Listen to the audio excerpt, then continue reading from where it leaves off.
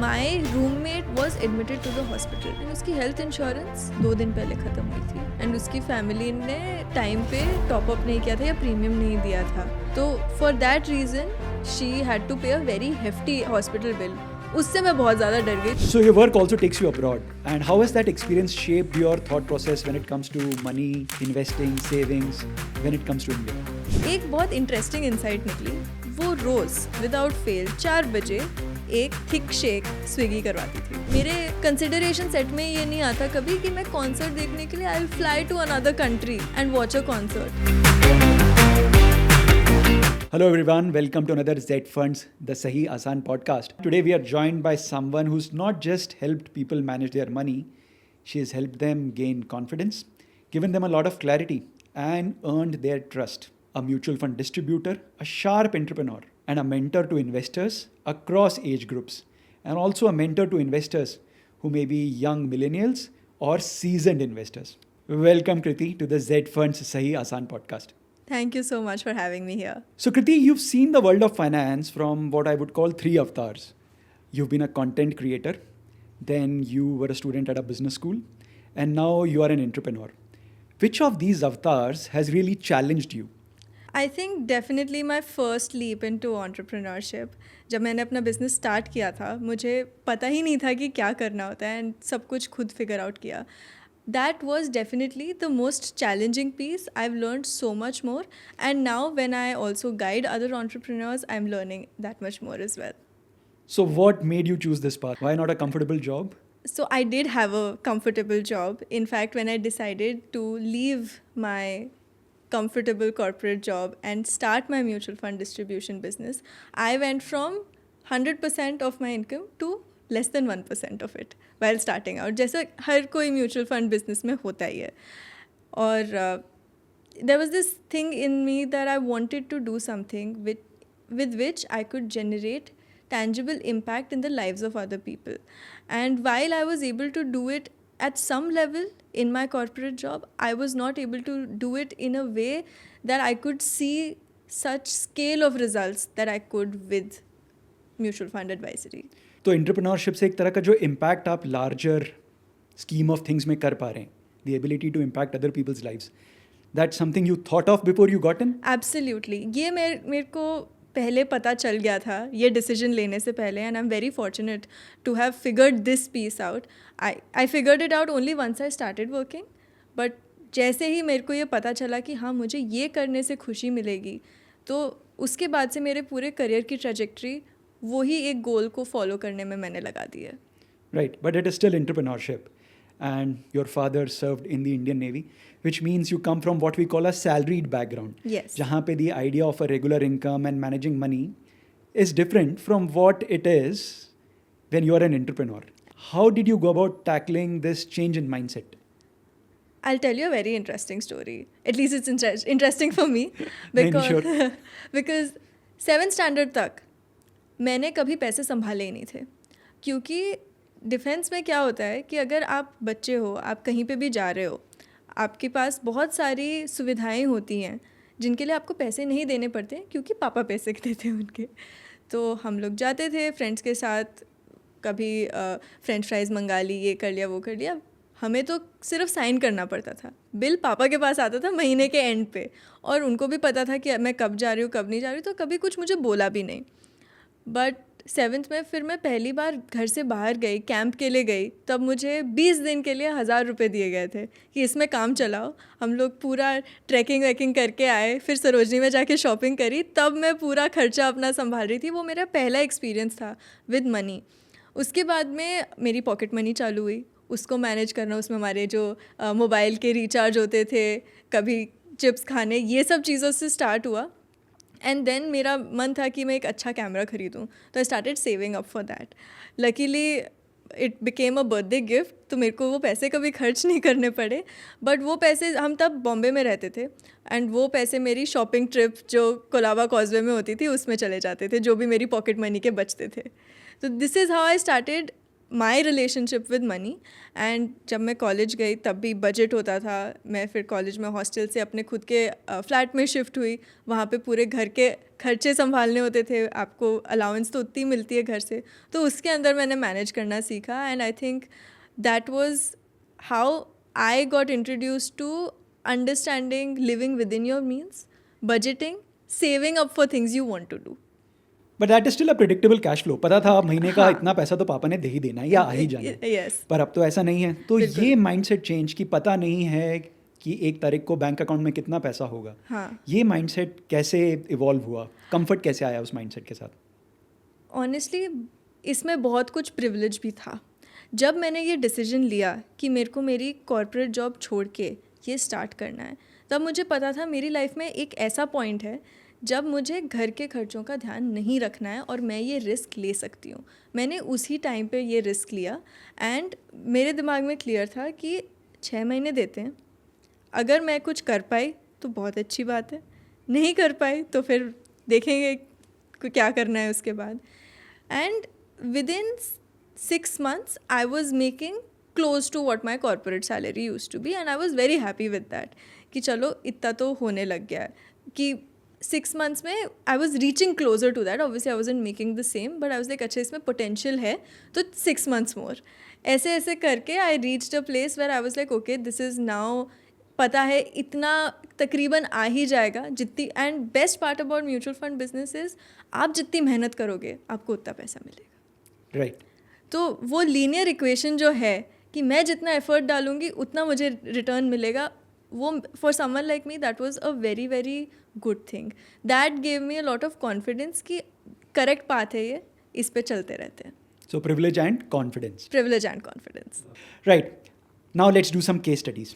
Since you work with investors who come from multiple age groups, multiple financial backgrounds, whether it's their ability to take a risk or whether their financial portfolios. So let's pick your thoughts on some case studies. ठीक है? तो सबसे पहले मेरे को बताओ, let's say you meet somebody who's in their 20s or early 30s. उनका portfolio कैसे डिज़ाइन होता है? बहुत सारे सवाल होंगे मेरे पहले पोर्टफोलियो बताने से पहले. पहली चीज़, उनकी रिस्पॉन्सिबिलिटीज़ क्या हैं. 2-3 तरीके के लोग होते हैं. एक होते हैं जिनके अपनी फैमिली की तरफ इतनी कोई रिस्पॉन्सिबिलिटीज़ नहीं होती है एंड दे आर अनमैरिड, तो उनका सिर्फ खुद का खर्चा होता है. उसके बाद में एक और प्रोफाइल हो जाती है जिनकी शादी हो गई है, उनकी वो रिस्पॉन्सिबिलिटीज़ है, उनको अपने पेरेंट्स की भी रिस्पॉन्सिबिलिटीज़ लेनी है. और काफ़ी लोगों के इस टाइम तक लोन भी आ चुके होते हैं, कार का हो गया, एजुकेशन का हो गया, घर खरीद लिया. ये बहुत सारे अलग अलग फैक्टर्स हैं. इनको ध्यान में रखते हुए एंड उनके क्या एस्पिरेशंस हैं खुद के, उसके बेसिस पे हम पोर्टफोलियो बना सकते हैं. So let's say one of my clients, उनकी खुद की कोई एज रिस्पॉन्सिबिलिटीज़ नहीं थी. शी इज़ मैरिड एंड उनको घर के खर्चों पे इतना कंट्रीब्यूट नहीं करना पड़ रहा, तो उनकी जो सैलरी है वो सारी उनके लिए है. उनको अपने पेरेंट्स को भी नहीं सपोर्ट करना पड़ रहा क्योंकि वो भी फाइनेंशियली वेल ऑफ है. बट इनका मन था कि मेरे को हर साल अपनी बर्थडे पे एक लग्जरी हैंडबैग ख़रीदना है. एंड उन्होंने आज तक कभी भी कुछ सेव नहीं किया था. सो ये पूरी जर्नी उनके लिए बहुत नई थी. And for someone like this I said ठीक है, आपका बर्थडे कब आ रहा है? 1 साल बाद आ रहा है. आप कितना पैसा साइड में रख सकते हो? उन्होंने कुछ नंबर बताया. मैंने कहा ठीक है, इस साल नहीं तो आप अगले साल ले सकते हो, ये 12 महीने नहीं 18 महीने में ले सकते हो, आपको चलेगा? उन्होंने बोला हाँ चलेगा. तो फिर हमने उनकी SIP चालू करी लो रिस्क वाली चीज़ों में, क्योंकि हमें पता था 1.5 साल में उनको अपने लिए एक गिफ्ट ख़रीदना है. और उन्होंने फिर वो कर लिया. उन्होंने जब ये चालू करा प्रोसेस, उसके बाद में शी वॉज सो इंस्पायर्ड कि I am doing something for my own money for the first time. और वो कॉन्फिडेंस से उन्होंने और पैसे सेव कर करके डालने लगे ताकि वो 18 महीने से पहले ख़रीद पाए अपना बैग. एंड वो उनका साइकिल चलता रहा है. तो मेरे अप्रोच मेरे क्लाइंट्स के साथ ये है, आपको जिस चीज़ के लिए पैसे चाहिए आप वो बताओ. ये ज़रूरी नहीं है कि हम सिर्फ घर के लिए सेव करें, रिटायरमेंट के लिए करें या एजुकेशन के लिए करें. आपको जिस चीज़ के लिए पैसे चाहिए, जो आपका मन है, हम उसके लिए पैसे इकट्ठा करेंगे आपके लिए. तो वो भले ही 2 साल बाद हो, 3 साल बाद हो, 5 साल बाद हो, जब भी हो. अब एक केस स्टडी लेते हैं जिसमें let's say I am somebody जिसकी सैलरी 26,000 रुपीज़ पर मंथ है. इनको क्या एडवाइस दी जाएगी? इनका पोर्टफोलियो कैसे कंस्ट्रक्ट होगा? पोर्टफोलियो बनाने से पहले मैं ये उनसे पूछूंगी उनकी सेफ्टी नेट क्या है, क्या उनके पास उनके फर्स्ट ऑफ ऑल डिपेंडेंट्स क्या कौन कौन है, अगर उनको कुछ भी हुआ या उनकी नौकरी चली जाएगी किन को सबसे ज़्यादा फ़र्क पड़ेगा इससे. तो सबसे पहले उनकी खुद की हेल्थ इंश्योरेंस होनी चाहिए, उनकी फैमिली की होनी चाहिए, और अगर वो सोल ब्रेड विनर हैं और पूरी फैमिली उनकी इनकम पे डिपेंडेंट हैं तो उनकी टर्म इंश्योरेंस भी होनी चाहिए. ये 3 चीज़ें जब हो गई उसके बाद में उनका मंथली खर्चा कितना है उसका हम वी मल्टीप्लाई दैट बाय 3. उनका बेसिक इमरजेंसी फ़ंड पहले बनेगा, फिर उनका सेकेंडरी इमरजेंसी फ़ंड बनेगा 6 महीने के पैसों का. उसके बाद में उनके जो गोल्स होंगे हम उनकी तरफ इन्वेस्ट करना चालू करेंगे. बट काफ़ी केसेस में जैसे आपने बोला कि 26,000 सैलरी है, अगर वो पूरा घर चला रहे हैं वेरी लाइकली कि उनके 20,000 तो ऐसे ही खर्च हो रहे हैं, उनके पास सिर्फ 6,000 बच रहे हैं. इस 6,000 में से भी अगर मैंने बोला कि आप हम पहले इमरजेंसी फ़ंड बनाएंगे और अगर इनकी ऐसे गोल्स हैं कि हमें लॉन्ग टर्म भी इन्वेस्ट करना चालू करना पड़ेगा तो पहले ऑब्वियसली मैं प्रायोरिटाइज़ करूँगी कि इनकी इमरजेंसी फ़ंड बने, और भले हम 2,000 रुपये की भी SIP चालू कर दें लॉन्ग टर्म की और 4,000 की इमरजेंसी फ़ंड की तरफ डालें, थोड़े महीनों में तो उनका इमरजेंसी फ़ंड बन जाएगा और उसके बाद में जो 4,000 हैं उनको भी हम लॉन्ग टर्म में डाल देंगे. This is interesting. तो आप एक रिस्क फ्रेमवर्क भी बना रही हैं उनके लिए to manage what we call low probability high impact events. तो उसके लिए एक रिस्क मैनेज करना ज़रूरी है. और सेकेंडली आप save for a rainy day portfolio भी बना रही हैं. बिल्कुल. Absolutely right. Interesting. Now let's take अब एक बात करते हैं किसी की जो रिटायर हो चुके हैं, 60 साल के हैं, और इसमें 2 केसेस लेते हैं. एक पेंशन आ रही है और एक जैसे मोस्ट भारतीयों की नहीं आती, पेंशन नहीं आ रही. इनका पोर्टफोलियो दोनों का कैसे बनेगा? तो जिनकी पेंशन आ रही है उनके लिए थोड़ी लाइफ इजी हो जाती है क्योंकि उनको पता है कि कितने पैसे आने हैं और मेरे घर के खर्चे कितने हैं. एंड रिटायरमेंट के बाद सबकी इच्छा होती है कि हम घूमें, इन्जॉय करें. इतने साल हम काम कर रहे थे, हम इन्जॉय नहीं कर पाए. तो सबसे पहले अगेन गोल बेस्ड, हमारे पास कितना कॉर्पस है, हमारे गोल्स क्या क्या हैं, टाइमलाइन क्या है. एंड ऑल्सो जब लोग रिटायर होते हैं तब उनकी रिस्पॉन्सिबिलिटीज़ बहुत अलग दिखती हैं. उनके बच्चों की पढ़ाई होती है या उनके बच्चों की शादियाँ होती हैं. ये दोनों चीज़ों में खर्चा बहुत होता है बिकॉज पेरेंट्स को बिल्कुल भी कॉम्प्रोमाइज़ करना अच्छा नहीं लगता है इस पीस पे, और उन्हें करना भी नहीं चाहिए.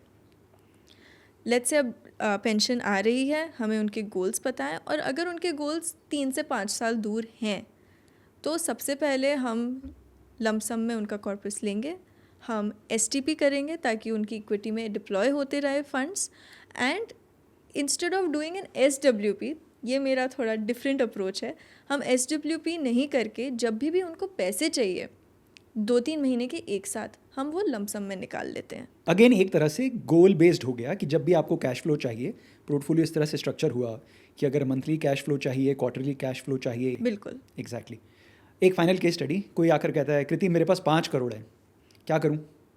मेरा हमेशा पहला सवाल वही होगा कि आपको क्या चाहिए आपकी लाइफ से, क्योंकि आप दूसरों के बताए हुए फ्रेमवर्क पे अपनी लाइफ और अपने पैसे नहीं खर्च कर सकते. Your money is just a tool for you to live the life you want to live. So अगर मेरे पास 5 करोड़ है, मैं आऊँगा तो आप बोलेंगी चाहते क्या हो मनीष, लाइफ से क्या चाहते हो? फिलोसफिकल हो गया, but that's a good place to start a portfolio. I agree. So now tell me about a client success story कि किसी ने somebody started out with you and now they say I'm glad I met Kriti and she really constructed my portfolio. So give us a flavor of a success story. So many, but I think one example that I really like, मेरे पास एक client आई थी and I think she was in her early 20s at the time, और उन्होंने बोला मेरे को invest करना है, मैं 2 साल से काम कर रही हूँ, मेरे को इन्वेस्ट करना है, मेरे पास इन्वेस्ट करने के पैसे नहीं हैं. Okay. दोनों चीज़ें बोली उन्होंने. मैंने कहा ठीक है बात करके देखते हैं. तो कॉल पे आए, उन्होंने अपना पूरा मुझे खर्चे बताए महीने में. हम स्टार्ट वहीं से करते हैं कि आपके हाथ में कितना आ रहा है, बैंक अकाउंट में क्रेडिट कितना हो रहा है और आपके खर्चे कितने हो रहे हैं. उन्होंने सारे खर्चे बताए. एक बहुत इंटरेस्टिंग इंसाइट निकली. वो रोज़ हर रोज़ विदाउट फेल 4 बजे एक थिक शेक स्विगी करवाती थी.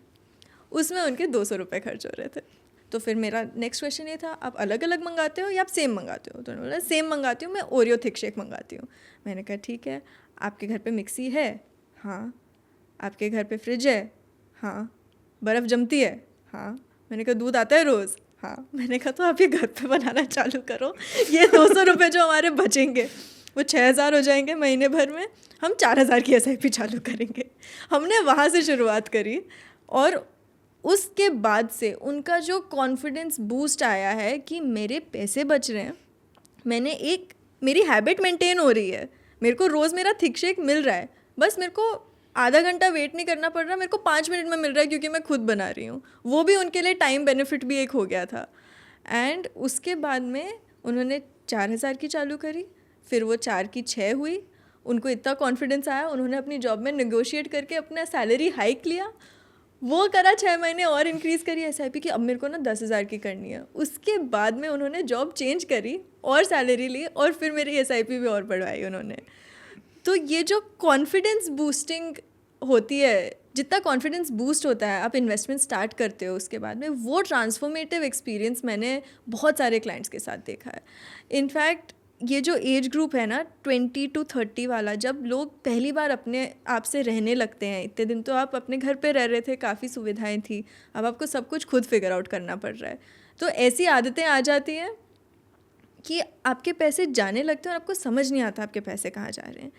एक मेरे और क्लाइंट थे जिन्होंने मुझे अपने सारे खर्चे बताए और उनके 18,000 हर महीने सिर्फ खाना ऑर्डर करने में जा रहे थे, जबकि वो अपने खुद के फ्लैट में रह रहे थे, किचन वगैरह सब थी।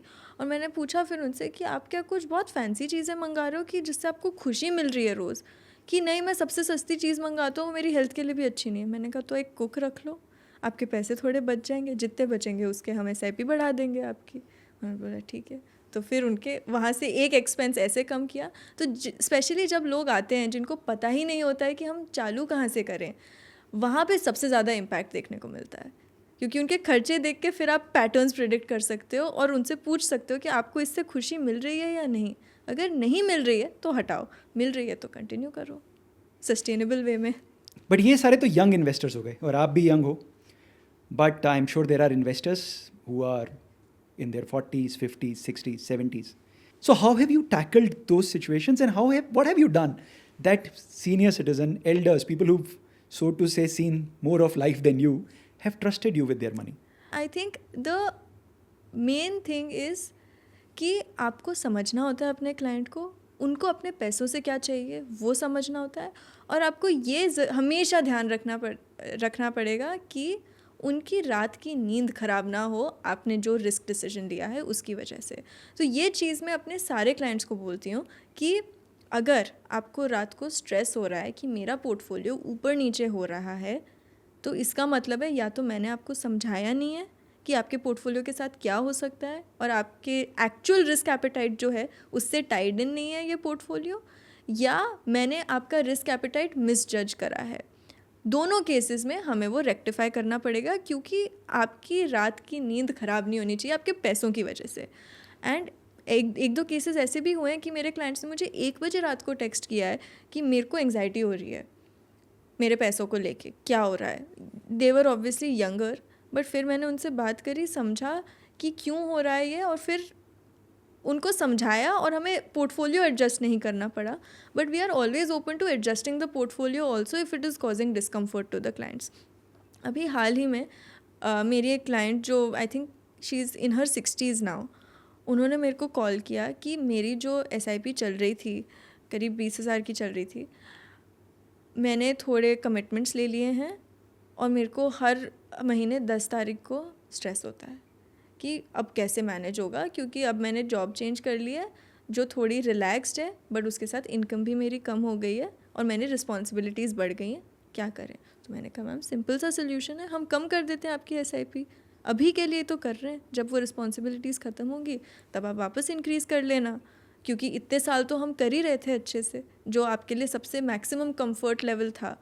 तो उस बेसिस पे हमने रिलेशनशिप बनाई है कि उनकी एक्चुअल जो इमोशंस हैं पैसों को लेके वो हम सुनते हैं और हम अप्लाई करते हैं हमारे सारे रिस्क प्रोफाइलिंग में, क्योंकि बहुत लोग होते हैं जो आके आपको ये बोलेंगे कि मैं तो बहुत रिस्क ले सकता हूँ, बट वो एक्चुअली नहीं ले पाते हैं।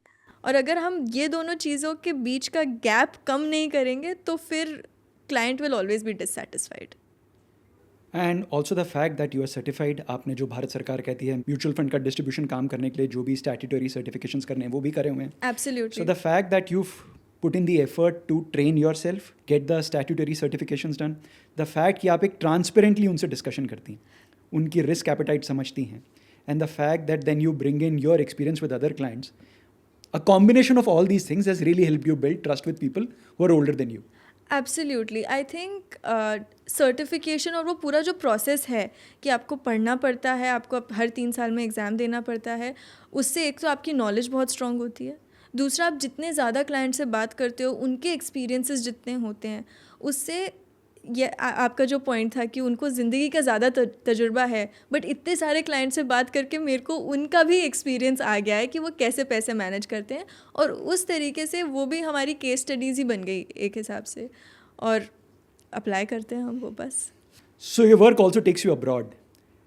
And how has that experience shaped your thought process when it comes to money, investing, savings, when it comes to India? I think India is the place to be. मैंने जब ये business चालू करा था तब भी मुझे वो लगता था, बाहर जाके मेरे को ये और स्ट्रांगली लगता है क्योंकि इंडिया में इतना डेमोक्रेटाइज्ड है इन्वेस्टमेंट मैकेनिज़्म. आप 100 रुपये से भी चालू कर सकते हो. आज मतलब हमारे घर पे जो ब्यूटिशियन आती है उनसे भी मैंने बात करी, वो भी SIP चालू करने वाली है. तो बिल्कुल भी ऐसा नहीं है कि आपके पास 5 करोड़ हैं तभी आप चालू कर सकते हो. आपके पास 5,000 हैं, 500 रुपये भी हैं तो भी आप चालू कर सकते हो, क्योंकि म्यूचुअल फंड्स के ज़रिए से एक्सेसिबिलिटी बहुत इम्प्रूव हो गई है. दूसरी कंट्रीज़ में जितना इंडिया में वेरिएशन है of income levels and people who want to actually invest, दूसरी कंट्रीज़ में वैसा इतना नहीं है, because their investment looks, at least from what I have seen, looks very very different in terms of big ticket sizes. That is what is mostly spoken about. But जो retail investors का जो market है India में, वो I think दुनिया में सबसे strong है.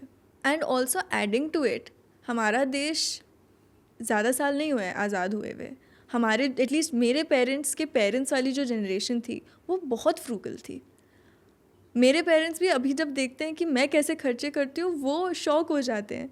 बट मेरी जनरेशन में सब लोग वैसे खर्चे करते हैं क्योंकि हमें पता है कि आप पैसे इंडिया में बना लोगे. ये बहुत अलग लेवल का कॉन्फिडेंस आया हुआ है इस जनरेशन में. एंड ये मैंने देखा है पिछले 5-6 सालों में, जब से ये एंटरप्रेन्योरशिप की जो वेव आई है, कि जो एक देश में कॉन्फिडेंस आ गया है ना कि हाँ, इन्वेस्ट करने से भी पैसा बन जाएगा, काम करने से भी बन जाएगा, बिजनेस भी कर सकते हैं, तो पैसा तो बन जाएगा. अब इसे स्मार्ट तरीके से कहाँ डालना है वो इम्पॉर्टेंट है बस, या कहाँ खर्च करना है, या कहाँ खर्च करना है. एंड बहुत फ्रीक्वेंटली मैं ये देख रही हूँ कि जो स्पेशली 20s और 30s में जो लोग हैं वो सिर्फ एक्सपीरियंसेस प्रायोरिटाइज करते हैं. अब मेरी स्टोरीज़ पे लोग, this is alien for me also, क्योंकि मेरे कंसिडरेशन सेट में ये नहीं आता कभी कि मैं कॉन्सर्ट देखने के लिए I will fly to another country and watch a concert and experience a concert. But I have seen so many people doing that. And मेरे क्लाइंट्स की भी गोल्स में ये है कि अच्छा अगले साल ये कॉन्सर्ट हो रहा है, मेरे को इसके लिए जाना है, मैं यूरोप इसके लिए जा रहे हैं. And this is not people who are making 3-4 lakh rupees a month. These are all people who are making 60,000-70,000 rupees a month, but they have these aspirations, and with smart planning they are achieving all of them. More power to you, more power to them. Right, from the macro let's move to the micro. इससे पहले कि आप किसी client को बोलें कि इस fund में पैसा लगाएं, what is it about that fund that you look at? What's your checklist? And what are some of the red flags that you look for before you recommend a mutual fund scheme? Okay, तो हम जब mutual fund scheme select करते हैं, सबसे पहले तो हम देखते हैं track record, underlying constituents end fund manager का भी परफॉर्मेंस, कि उन्होंने दूसरे फंड्स में क्या किया है, क्या उनका ट्रैक रिकॉर्ड और उनकी जो रिस्क एपेटाइट है और उनकी स्टाइल ऑफ इन्वेस्टिंग जो है वो हमें इस क्लाइंट के लिए कंपैटिबल लगती है या नहीं. Red flag I think majority schemes के लिए would be very high churn without reason. But कोई स्कीम्स ऐसी होती है जो सूटेड होती है for very high risk and also exponential returns. उनके अंदर चर्न अगर हो रहा है up till a certain degree still acceptable. But for majority of the clients, because we also want to keep their expenses a little lower, we don't want to pass on that to the client, तो churn भी थोड़ा कम हो comparable in that field. So, what are some of the resources that you use to identify these mutual fund schemes? India में 4,000 से भी ज़्यादा mutual funds हैं. अब सारे ही म्यूचुअल फंड्स इक्वल क्रिएटेड होते नहीं हैं. Obviously there are probably 50 to 100 really good mutual funds. उनके अंदर से जेड फंड्स की रिसर्च टीम हमें क्वार्टरली एक रिपोर्ट देती है जिसके अंदर उनके बेस्ट आइडेंटिफाइड फंड्स होते हैं जो ज़्यादातर यूज़ केसेस में एप्लीकेबल हो जाते हैं. वो पूल ऑफ फंड्स को हम वापस से देखते हैं, हम और रिसर्च करते हैं और फिर डिसाइड करते हैं कि क्लाइंट के रिस्क एपेटाइट के हिसाब से ये फंड सूटेड है या नहीं, और उसके अंदर से हम पिक एंड चूज़ करके कॉम्बिनेशन बनाते हैं. बट अगर रिसर्च रिपोर्ट में भी हमें वो बात नहीं बन पा रही है क्योंकि क्लाइंट का बहुत ही अलग यूज़ केस है, तो हम रिसर्च टीम से बात करके एक पोर्टफोलियो और भी बनवाते हैं उनसे. They also share sample portfolios जिससे हम और रिसर्च करके डिसाइड कर सकें कि क्या देना है क्लाइंट को. Do you think people over diversify their mutual fund portfolios? कितनी म्यूचुअल फंड स्कीम्स होनी चाहिए एक पोर्टफोलियो में? ओवर डाइवर्सिफिकेशन तो मैंने इतना देखा है अपने क्लाइंट्स के साथ कि एक पोर्टफोलियो में 20-25 म्यूचुअल फंड्स होते हैं. आई थिंक इक्विटी और डेट को अलग अलग तरीके से देखते हैं. आई थिंक हम डेट म्यूचुअल फंड्स को शॉर्ट टर्म गोल्स के लिए यूज़ करते हैं और उसके अंदर डिपेंडिंग ऑन गोल का क्या टाइमलाइन है, कितना टाइम सेंसिटिव और कितनी वॉलेटिलिटी वो एक्चुअली ले सकते हैं, उसके बेसिस पे हम डेट फंड्स डिसाइड करते हैं. उसको मैं अलग छोड़ती हूँ. इक्विटी फंड्स 5 से ज़्यादा अगर हैं आपके पोर्टफोलियो में बहुत ज़्यादा है. 5 mutual fund schemes, that's it. थोड़ा सा इसको एक्सपैंड करिए ना, एक्सप्लेन अस योर लॉजिक. तो इक्विटी म्यूचुअल फंड्स का अगर हम एक पोर्टफोलियो बनाते हैं तो ज़्यादातर blue chip, mid cap and small cap ये तो हम इंक्लूड करते हैं. और ब्लू चिप अगर नहीं कर रहे हैं तो हम इंडेक्स फंड्स डाल देते हैं, mix of first 50 and next 50. इसके बाद में एक फ्लेक्सी कैप फंड ज़रूर डालते हैं. और अगर क्लाइंट की रिस्क एपेटाइट ज़्यादा एग्रेसिव नहीं है और मॉडरेट टू एग्रेसिव है तो हम एक बैलेंस एडवांटेज फंड भी डाल देते हैं. अगर आप 5 ये फंड्स ढंग से सिलेक्ट कर लो कि इनका ओवरलैप कम है, इनका अंदर जो इन्वेस्टमेंट स्टाइल्स है उसमें भी डाइवर्सिफिकेशन है, आई थिंक इससे इस पूरे बास्केट में आपका मेजॉरिटी मार्केट कवर हो जाता है, आपका ओवरलैप मिनिमल होता है, तो आप सेम चीज़ के 2 बार पैसे नहीं दे रहे हो. We move on to our next segment which is Money Map for your 20s. हम कृति से पूछेंगे यंग इन्वेस्टर्स के पोर्टफोलियोज के बारे में, कैसे वो अपनी सैलरी स्प्लिट करें, किन चीज़ों को प्रायोरिटाइज करें और क्या गलतियां अवॉइड करें. सो कृति, आजकल बहुत सारे यंगस्टर्स को लगता है, खासकर गुड़गांव में, प्रॉपर्टी तो अब खरीद नहीं पाएंगे. So how do you approach a conversation that starts with that घर तो बहुत महंगे हैं, क्या घर के लिए सेव करना, specially if you are in your 20s, how do you approach that? आपको घर के लिए नहीं अगर पैसे इकट्ठा करने, कुछ और तो होगा जिसके लिए आपको पैसे इकट्ठा करने हैं. आपको और पढ़ना हो सकता है, अगर आपको और नहीं पढ़ना तो आपको गाड़ी खरीदनी हो सकती है, बाइक खरीदनी हो सकती है, वेकेशंस लेने हो सकते हैं. आई थिंक अगर आप गुड़गांव में हो तो डेफिनेटली जो हमने पहले भी बात करी कि आपके जो बेसिक नेसेसिटीज़ हैं, आपका जो बेसिक प्रोटेक्टिव कुशन है वो जब बन जाए एक बार, health insurance, term insurance, emergency fund, ये सब आपका हो गया.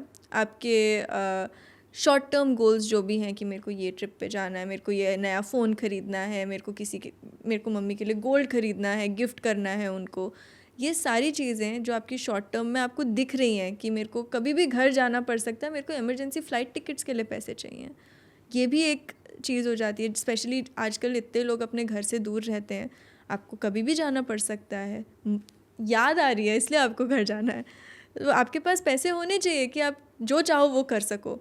एंड शादी के खर्चे भी बहुत सारे लोग अब खुद कर रहे हैं. मम्मी पापा तो उनके पैसे देते ही हैं, बट बहुत सारी ऐसी चीज़ें जो वो उनको इन्वॉल्व नहीं करना चाहते हैं कि उनकी बैचलर पार्टी हो गई, बैचलर ट्रिप हो गई, अपने पार्टनर के साथ उनको ट्रिप पे जाना है, बाद में कितने वेकेशंस लेने हैं, ये सारी चीज़ों के खर्चे होते हैं क्योंकि अब एस्पिरेशंस तो सबकी बहुत हैं एंड आप फुलफ़िल भी कर सकते हो ज़्यादातर aspirations with planning. I think आज तक मेरे को शायद 1 या 2 क्लाइंट्स की 1 या 2 गोल्स के लिए बोलना पड़ा है कि ये थोड़ा अनरियलिस्टिक लग रहा है, नहीं तो मेजॉरिटी ऑफ देम हम कोशिश तो करते हैं कि हम अचीव कर पाएँ. पर इन सभी गोल्स के लिए इंस्टेंटली मुझे पर्सनल लोन भी मिल रहा है. हाँ. सो अगर मैं बोलूँ अरे कृति क्या 3 साल की सिप चलवा रही हो, मैं पर्सनल लोन ले लेता हूँ, उतने में EMI में चली जाएगी, मैं आज कॉन्सर्ट हुआ आऊँगा. How do you deal with that conversation? आपने अगर पर्सनल लोन ले लिया और फिर 1.5 साल बाद आपको आपका बॉस पसंद नहीं आया और आपको नौकरी चेंज करनी हुई, आपको ब्रेक लेना हुआ, तब उस लोन का क्या होगा? EMI तो रहेगी. SIP में आपको ज़्यादा कंट्रोल मिलता है. आप जब चालू करो जब बंद करो, जितना आप ज़्यादा डिसिप्लिन रहोगे आपको उतने ज़्यादा रिटर्न्स मिलेंगे. बट ये फ्लेक्सिबिलिटी जो है लिक्विडिटी की, वो बहुत इंपॉर्टेंट चीज़ है कि मेरे को सबैटिकल लेना है. मेरे को अगर मैंने आज अपनी नौकरी छोड़ी, फुल एंड फाइनल मिलने में भी महीने लगते हैं, 2-3 महीने तो लगते ही हैं. आपकी नई जॉब चालू होने से पहले आपको ब्रेक लेना हुआ तो आप 2-3 महीने तो देख रहे हो बिना इनकम के. आपका लोन की EMI ज़रूर आएगी, आप बट अपनी SIP ज़रूर रोक सकते हो. तो SIP से शुरू करें कि पहले इमरजेंसी फंड बनाएं? इमरजेंसी फ़ंड आप SIP के थ्रू बनाएं. आप डेट फंड्स यूज़ करके अपना इमरजेंसी फ़ंड बना सकते हो. और वो इमरजेंसी फ़ंड जब एक बार बन जाए, आपके पास 2 ऑप्शंस रहते हैं. या तो आप उसे बैंक अकाउंट में डाल दो. ज़्यादातर मेरे इन्वेस्टर्स को कॉन्फिडेंस नहीं आता है कि वो बैंक अकाउंट में बिना टच करे उसे रहने दे सकते हैं, क्योंकि UPI खर्च हो जाएंगे. बिल्कुल, UPI है, पैसे खर्च हो जाते हैं. अगर दिख रहे अकाउंट में तो पैसे खर्च करने का मन भी करता है, तो उसको फिर हम डेट फंड्स में रहने देते हैं. एंड थोड़े बहुत पैसे अकाउंट में हमेशा रहते हैं. जब वो उनके पास कॉन्फिडेंस आ जाता है कि हाँ ये पैसे में बिना टच करे रख सकते हैं और इमरजेंसी में यूज़ करेंगे, तो वो 3 मंथ्स वाला इमरजेंसी फ़ंड हम अकाउंट में शिफ्ट कर देते हैं और बाकी 3 मंथ्स का रहने देते हैं डेट फंड्स में, ताकि उनका पहले फर्स्ट लाइन ऑफ प्रोटेक्शन जब एग्जॉस्ट हो जाए तो वो दूसरा वाला ले सकते हैं. So peoples relationship with money changes as we grow old. जैसे जैसे हम बड़े होते जाते हैं हमारा पैसे के साथ रिश्ता बदल जाता है. So, what will be your advice to somebody who's in their 20s and has already started investing in mutual funds? और कहाँ वो इन्वेस्ट करें म्यूचुअल फंड के अलावा? खुद में. You need to learn how to prioritize yourself, be it in your health, कि आप खाना बेटर खा रहे हो, आप न्यूट्रिशनिस्ट के साथ कंसल्ट कर रहे हो, आप वो जिम मेंबरशिप ले रहे हो, आप एक्सपीरियंसेस में आप इन्वेस्ट कर रहे हो. बिकॉज 20s में आपका पूरा वर्ल्ड व्यू हर साल चैलेंज होता है और आप जितनी नई चीज़ें अपने आप को एक्सपोज करोगे आप उतना ज़्यादा सीखोगे. एंड मोस्ट इम्पॉर्टेंटली अपने करियर में आपको अपस्किलिंग में इन्वेस्ट करना चाहिए. भले ही वो कोर्सेज हो, भले ही आप अपने आप को ऐसे इन्वायरमेंट्स में डालो जहाँ पे आपको ज़्यादा सीखने को मिले. आप जो भी करियर रिस्क लेना चाहते हो कि कुशी कॉर्पोरेट जॉब से एक फास्ट पेस स्टार्टअप में आपको ट्रांजिशन करना है, ट्राई आउट करनी है चीज़ें, टेक दैट रिस्क. एंड आपका पैसा ऑलरेडी आप म्यूचुअल फंड्स में डाल रहे हो, तो जब आप सो रहे हो तब वो पैसे कमा रहा है. तो आपका एफर्ट, आप जग रहे हो तो ज़्यादा पैसे कैसे कमा सकते हो उसमें जाना चाहिए. अब मैं 30s में आ गया, म्यूचुअल फंड पोर्टफोलियो तो चल ही रहा है, अब कहाँ और इन्वेस्ट करूँ? अगर आपके पास टाइम है रिसर्च करने का तो आप लॉन्ग टर्म इक्विटी कंसिडर कर सकते हैं इस पॉइंट पे. Right, direct stocks. Direct stocks, right. But long term के लिए, क्योंकि अगर आप 30s में हैं तो मुझे लग रहा है कि आपकी वर्क लाइफ काफ़ी डिमांडिंग होगी, आपकी पर्सनल लाइफ भी डिमांडिंग होगी. तो आप इतना टाइम निकाल के सब चीज़ें रिसर्च करके अगर एक्टिवली डे ट्रेड करना चाहो तो आई डोंट नो आपके पास और किसी चीज़ के लिए टाइम कैसे मिलेगा. आप किसी चीज़ को जस्टिफाई नहीं कर पाओगे. So long term direct stocks would be the best. अब मैं 40s में आ गया, म्यूचुअल फंड तो कर ही रहा हूँ, और क्या करूँ? आप म्यूचुअल फंड्स कर रहे हैं, आप डायरेक्ट इक्विटी भी कर रहे हैं. आई थिंक इस पॉइंट पे मोटा मोटा आपका पोर्टफोलियो सॉर्टेड होना चाहिए. अगर आपके पास और रिस्क एपिटाइट है, I think you can explore crypto as well. अब मैं रिटायर हो गया, अब कहाँ पैसे लगाऊँ म्यूचुअल फंड के अलावा? अब आप रिटायर हो गए तो आपके पास टाइम ज़्यादा आ गया है, आप एक्सपीरियंसेस में डालिए पैसे. बट अगर आपको कोई बिजनेस ट्राई करना है और एंटरप्रेन्योरशिप ट्राई करनी है with all of the experience that you had, I think it's a fantastic time to start. I have seen so many of my clients after retiring unlock a whole new level of things they can do with their existing skill set. And इतने साल उन्होंने नौकरी करी, उन्होंने कभी सोचा भी नहीं कि मैं खुद भी बिजनेस कर सकता हूँ और मैं कंसल्टेंट भी बन सकता हूँ to help other people. Because I think आप जब रिटायर भी होते हो आज इंडिया में, आप काफ़ी हेल्दी होते हो और आप बहुत सारी चीज़ें कर सकते हो. आप you have a lot to give back to the world. So I think consulting is a fantastic place for people to start. Entrepreneurship, being an entrepreneur's advisor, lot of young entrepreneurs can use the wisdom that comes with age. जो आपने इतने साल systems में काम करा है, आपने जितने processes set करे हैं अपने career में, एक नए startup के लिए वो भी बहुत important होता है. So you can monetize your experience and generate another stream of income. Absolutely. We move on to our next segment, which is Inside My Portfolio. हम कृति से पूछेंगे वो अपना पैसा कहाँ लगाती हैं. So Kriti, when you were growing up, जैसे आपने शुरू में बताया एक लाइफस्टाइल थी, तो ऐसी कोई फाइनेंशियल एडवाइस जो आपने देखा आपके पेरेंट्स फॉलो करते थे, ऐसी कोई फाइनेंशियल हैबिट जो आपके पेरेंट्स फॉलो करते थे, जो आप भी फॉलो करती हैं? I think saving for a rainy day, definitely. वो सबसे पहली चीज़ थी जब मैंने डिसाइड करा कि मेरे को इन्वेस्ट करना चालू करना है. आई थिंक मेरे करियर के पहले 6 महीने मैंने मज़े करे, क्योंकि मेरे को पता था वो 6 महीने मैं बैंगलोर में हूँ, उसके बाद में मैं दूसरी सिटी शिफ्ट हो रही थी, मेरे सारे दोस्त यहाँ पे हैं, तो मैंने 6 महीने का पार्टी टाइम दिया था अपने आप को कि इसमें सारी मस्ती कर लेंगे, उसके बाद में सीरियस हो जाएंगे. एंड सबसे पहली चीज़ जो मैंने स्टार्ट करी was building my rainy day fund, और उसके बाद से इन्वेस्ट करना चालू करा. आई थिंक जो सेविंग वाला कॉन्सेप्ट है कि आपको ज़रूरत पड़े तो आपके पास पैसे हमेशा होने चाहिए, आपको सोचना नहीं पड़े उस टाइम पे. This is something that was very much ingrained in me बचपन से, कि जितनी आपकी चादर है उतने ही आप अपने पाँव सीधे कर सकते हो. That is living within your means, number 1. Number 2, saving for a rainy day. And 3, definitely risk appetite जो मेरी है वो डेफिनेटली इन्फ्लुएंस हुई है मेरी अपब्रिंगिंग से. लाइफ में मैं बहुत रिस्क ले सकती हूँ, पोर्टफोलियो मेरे को फिर भी चाहिए कि मेरा थोड़ा प्रिडिक्टेबल ही रहे, तो मैं बहुत आउटलैंडिश और क्रेजी रिस्क नहीं लेती हूँ. मेरे पोर्टफोलियो में अभी तक क्रिप्टो नहीं है, जबकि मैं क्यूरियस तो हूँ, I am crypto curious, but I am not been able to bite the bullet and actually put my money down because I am not okay with the volatility that comes along with it. So tell me, have you ever made mistakes in managing your own portfolio, and what have those mistakes taught you? I think not so much portfolio, because I was fortunate enough to start my investing journey with a lot of research before I got into it, but definitely in managing my expenses. So when you are especially when you're not living at home, it is very easy for you to be like, acha, I like this, let me take this, let me take this, let me take this, and that really adds up. And looking back, then I think कि अरे ये इसकी मुझे ज़रूरत नहीं थी, और मैंने 2 चीज़ें खरीद ली सेम, बिल्कुल ज़रूरत नहीं थी, क्यों ली. And I am also very harsh on my self when something like this happens, because I don't like it कि मैं लोगों को बताती हूँ कि अपने खर्चे संभाल के रखो और मेरे खुद के नहीं हो रहे, तो वो अच्छा नहीं लगता. बट क्विकली रिकवर भी कर लिया वो. एंड उसकी मैंने एक ट्रिक अप्लाई करी है कि मेरे जो अकाउंट है जिससे UPI यूज़ होता है, उसमें एक पर्टिकुलर अमाउंट से ज़्यादा कभी पैसे ही नहीं रहते. अब खर्चा करना भी चाहो तो नहीं कर सकते, ये अकाउंट खाली हो जाएगा अगर ज़्यादा खर्चे किए तो. And that helps me maintain a budget of every month. So now let's talk about 3 do's and 3 don'ts when it comes to Kriti's own portfolio. Okay, 3 do's. I think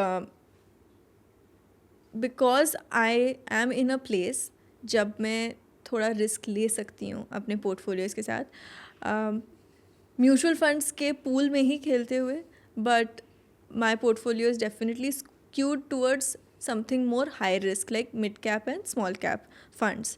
That is number 1. Number 2, for all of my expenses that I want and all of the luxuries of life that I would like to have, कि ये trip है, ये experience है, मेरे को ये चीज़ खरीदनी है, definitely everything goes into a debt fund for that.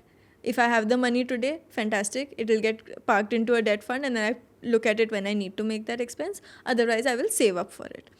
And I think the last one would be keeping track of expenses. I think this is something we all struggle with, कि there'll be 2-3 months where we are very good about it and then we fall off the bandwagon and then you have to pick yourself up. It's a very repetitive process कि गाड़ी पटरी पे चल रही है, फिर उतर जाती है, फिर वापस से पटरी पे लाना पड़ता है. बट ये 3 मेन चीज़ें हैं.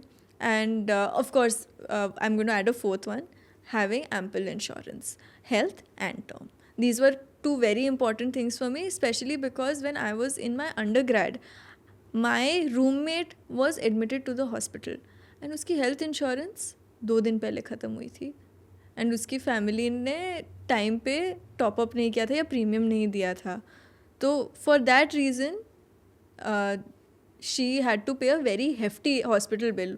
उससे मैं बहुत ज़्यादा डर गई. तो मेरे हेल्थ इंश्योरेंस हमेशा on time it's gets paid and is adequate cover. 3 don'ts, I think depreciating asset के लिए लोन नहीं लेना. This is very important for me. I would So no car loan for you? No car loan for me. I would much rather save up or buy whatever I can afford. This is something I really strongly feel that at least in a sub 30 lakh car category, which is probably in your 5 to 10 lakh car category, saving up for it is not so out of reach also. So no loan for a depreciating asset, number 1. Number 2, I don't believe in buy now pay later. If I want it, I should be able to afford it twice over. Very important, क्योंकि अगर आप कोई अच्छी चीज़ भी ले रहे हो उसकी मेंटेनेंस के भी खर्चे होते हैं. अगर मेरे को एक अच्छा बैग लेना है और उस बैग को रिपेयर करना है, ऐसा नहीं होना चाहिए कि मेरे पास सिर्फ बैग खरीदने के पैसे हैं और अगर उसको कुछ हो जाए तो वो बस पड़ा रहेगा क्योंकि मैं रिपेयर नहीं करा सकती उसे. And third, no direct equity for short term goals and even no equity mutual funds for short term goals. I think जितना हमें पता है म्यूचुअल फंड्स और मार्केट के बारे में, शॉर्ट टर्म में वो रिस्क लेना doesn't make sense only. We move on to our final section, which is the rapid fire section. A book that you read that's changed the way you look at money. Psychology of Money. Morgan Housel. Morgan Housel. Fantastic. That was one of the first books that I read when I was just starting out in this business, and it did 2 things. 1, it made me confident that I'm on the right track. 2, adding to this confidence piece, that how I think about money is pretty solid, and so there was not a lot of unlearning required. And 3, it gave me the line that I always use, right? Like, it's a tool. You do whatever you want with your money. A splurge you never feel guilty about. कि कोई बात नहीं यार, खर्च कर दिया, चीज़ बन गई. My gym membership. I think I took it because I thought that I will network at my gym, but nobody speaks to each other there. And I just go there because it is something I do for my body and brain. One investment trend that you think is overhyped. Overhyped? I think I am the first person to not like those plans that tell you insurance bhi, investment bhi. I think overhyped because they've sold it so much. And when you do the math, it doesn't really add up for most people. I'm certain there is a certain kind of investor for whom this product is suited. I just don't know who they are. Thank you for joining us, Kriti. This has been a fantastic conversation. So if you are somebody who's about to start investing or about to make that big money move, remember, it always helps to have some guidance. Till we meet again, happy investing.